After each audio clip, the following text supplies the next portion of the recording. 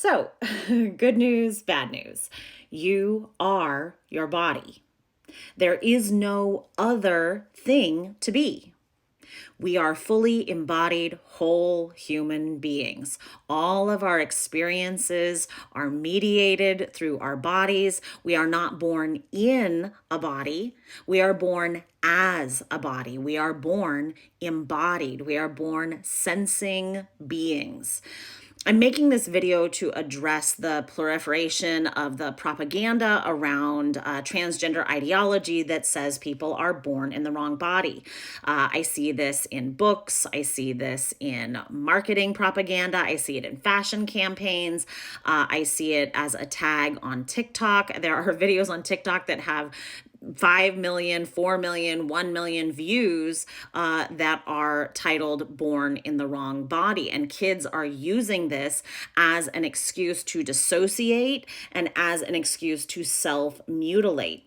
But our embodied experiences are the only experiences that we have, and we are always experiencing our bodies. We're never not experiencing our bodies. So to say that one is born in the wrong body is really saying that there's some sort of brain and a body, but our brains are connected to every part of our bodies. Our brain is our body, first of all, but our brain is also processing and communicating with every single part of our bodies. We're not separated. We are ecosystems that are in full communication. The amount of neural networking between the brain and the heart, the brain and the palm of the hand, the brain and again, every single part of us. It is in constant total communication with the physical experiences that we are having. Nothing is separated. There is no separation between us and our bodies. Again, we are our bodies. There is nothing else to be. We cannot experience bodies that we simply don't have. And this is neutral. I think a lot of these young people are dissociating from their bodies because they do not like the stereotypes associated with the bodies that they were born into. They don't like the role projection of the bodies that they were born into. But instead of critiquing culture and critiquing those roles, they are cutting and mutilating or binding or doing all kinds of things to their bodies instead of addressing the culture that they don't like about our bodies. Our bodies are just neutral. They're just neutral ways of getting from here to there. It's all experiences that we have are mediated through our bodies, through our embodiment, through our interaction, our physical interaction with the world, and this is just neutral. My body is just the form and the function of how I am getting through the world. I have one stomach because I am a human being. I'm not a cow, so I don't have four stomachs. That's just a neutral part of the physicality of how I have to process nutrients. And my sex is also neutral.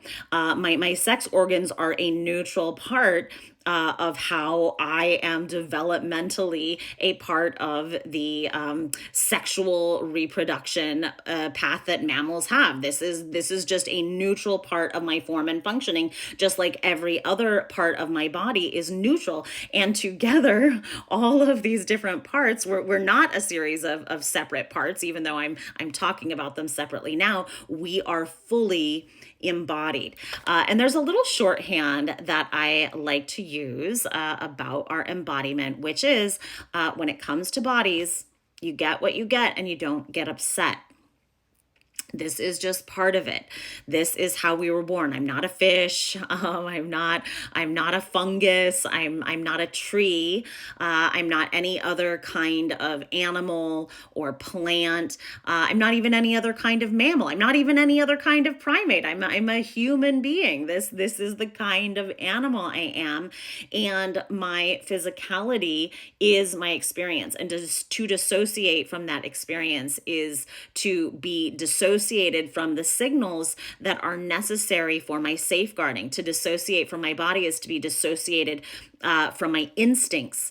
And this is a path of harm. So when I talk about embodiment, when I say that you are your body, this is the primary tool that you were given to experience the world, to have every experience of beauty that you would like to have. And it is also your primary tool that you have for safeguarding. Paying attention to the signals of your body are part of safeguarding. So when you do things like you bind your breasts or cut off part of your body, you have cut yourself off from being able to be alert to the signals that are telling you that harm is happening to you. If you are binding your breasts, you are experiencing self-harm on purpose. So you're not paying attention to the fact that something very bad could be happening to you, that you could be hurting yourself irreparably.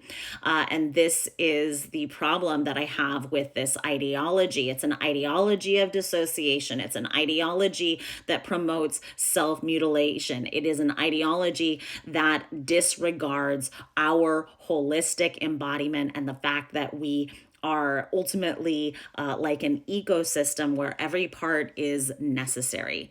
All right, this has been a really long video, so I'm going to cut it off for here.